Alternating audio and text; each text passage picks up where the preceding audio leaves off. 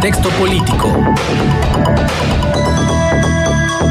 Luis Fernando Salazar Woolfolk, abogado, analista político. En este contexto político, Luis Fernando, terminamos bien el programa contigo. Así es, espero que así se considere que terminamos bien.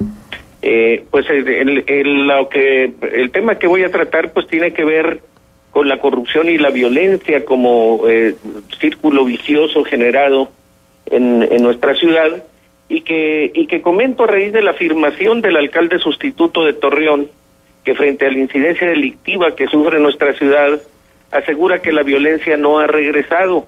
Esta afirmación expresa una verdad comprobable a simple vista, porque en efecto, la ola criminal que inició su fase crítica la década pasada, nunca se ha ido de nuestra ciudad.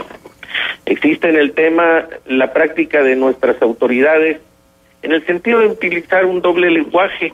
Cuando el PRI fue oposición durante el sexenio de Felipe Calderón, fue un crítico acérrimo de las políticas en materia de seguridad empleadas por el gobierno federal en aquellos tiempos, y ya en el poder, Enrique Peña Nieto desmanteló la estructura policíaca heredada no solamente del gobierno anterior, sino de los gobiernos anteriores de Ernesto Zedillo hasta Felipe Calderón, y olvidó las promesas de campaña que, entre otras cosas, ofrecían la creación de una gendarmería nacional de clase mundial, y al final del primer año habría reclutado 25,000 elementos. El ejemplo anterior, añadido a la circunstancia de que en la actualidad estén acéfalas la Procuraduría General de la República, la Fiscalía Federal Anticorrupción y la Procuraduría Federal en materia electoral, hace que cobre pleno sentido la afirmación expresada en Torreón por Ernesto López Portillo la semana pasada, respecto a que parece haber un plan de destrucción de las instituciones.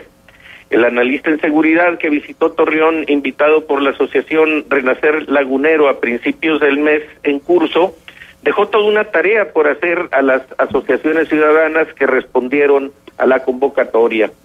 Nuestras actuales autoridades solo se han preocupado por modelar la percepción de los ciudadanos respecto al problema de la seguridad mediante un gasto pavoroso en el rubro de comunicación social que en el caso del gobierno de Rubén Moreira alcanza la suma de 1,000 millones de pesos anuales. Con el reparto dispendioso de los recursos anteriormente referidos, es posible encontrar cómplices en algunos medios de comunicación que sin ningún escrúpulo maquillan la nota roja, lo que ha generado un círculo vicioso de corrupción y violencia. A nivel federal se ve el mismo fenómeno, según relata el analista Sergio Aguayo en un artículo publicado el día de hoy en El Siglo de Torreón, que recomiendo ampliamente. Es fácil entender a esa luz el por qué la seguridad de nuestra ciudad y región sigue siendo un problema irresuelto. La política de seguridad del gobierno se concentra en manipular el impacto mediático de los hechos delictivos sin investigar los delitos ni perseguir a los delincuentes, por lo que el problema persiste en la medida en que lo revelan las propias estadísticas oficiales.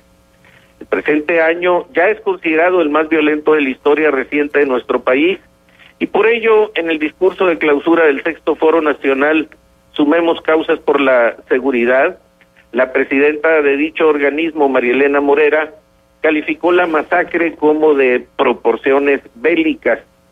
Por ello, frente a la contradicción que lo anterior implica, el alcalde sustituto de Torreón insiste en que los crímenes que flagelan a nuestra ciudad constituyen hechos aislados, cuando la terca realidad se empeña en demostrar que la actual crisis de seguridad no es temporal ni regional, sino endémica y de alcance nacional.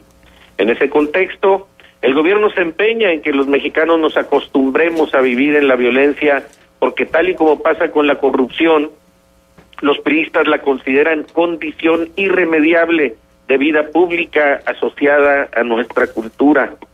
Estamos viviendo bajo un régimen que desprecia el empleo de la voluntad, el esfuerzo y la estrategia en el marco de un Estado de Derecho como palanca para trascender de la situación de alta criminalidad y subdesarrollo en la que nos encontramos, a más altos niveles de mejoramiento moral, cívico y material a los que tenemos derecho a aspirar.